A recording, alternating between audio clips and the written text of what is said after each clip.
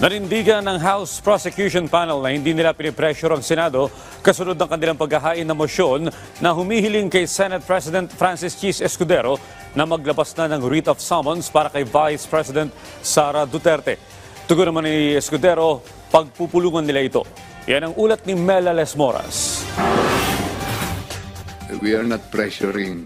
We are doing our job. Gusto rin namin mangampanya, pero kami naman ang magkakaroon ng culpable violation of the Constitution pag hindi namin ginawa ang aming tungkulin. Ito ang iginiit ni House Minority Leader Marcelino Libanan na siya ngayong tumatayo bilang pinuno ng House Prosecution Panel kaugnay ng paghahain nila ng bagong mosyon sa Senado ukol sa impeachment ni Vice President Sara Duterte. Sa ilalim ng ipinasa nilang entry with motion to issue summons, formal nang hiniring ng prosecution team kay Senate President Francis Escudero ang paglalabas ng writ of summons para kay VP Sara na mag-aatas din sa kanyang sagutin ang articles of impeachment sa loob ng 10 araw pagkatanggap ng kautusan. Anong ibig po sabihin nito? Una ay ipinahayag po namin na nakahanda po ang House. At ayon po sa rules of impeachment ng Senado, pag mayroong na-file sa Senado na impeachment complaint, the Senate shall start the proceedings forthwith. Simulan kaagad. Anong ibig sabihin ng forthwith? Without delay, right away.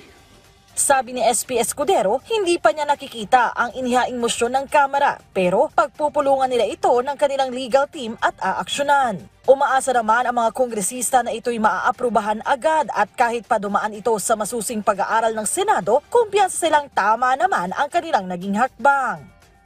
We are of the opinion that legally sound naman po yung aming motion. However, we do understand that the good Senate President might have a differing opinion, and thus we would understand the reason for them to refer to their legal team. But we remain confident that our submission is in line with our legal theory po. Sa ngayon, nasa The Hague, Netherlands pa si Vice President Duterte. Sakaling maaprubahan ang mosyon at wala pa siya sa Pilipinas, sabi ng mga kongresista, maaari nang ipasa ang kanyang tugon sa ating konsulado roon. Pero mas mainam pa rin kung personal niyang ihahain ang kanyang tugon dito sa bansa. Una nang pumalag si VP Sara sa pag-impeach sa kanya ng Kamara, bagamat nanindigan ang mga mambabatas na dapat ay magpaliwanag na lang siya ukol sa mga isyong kinaharap niya.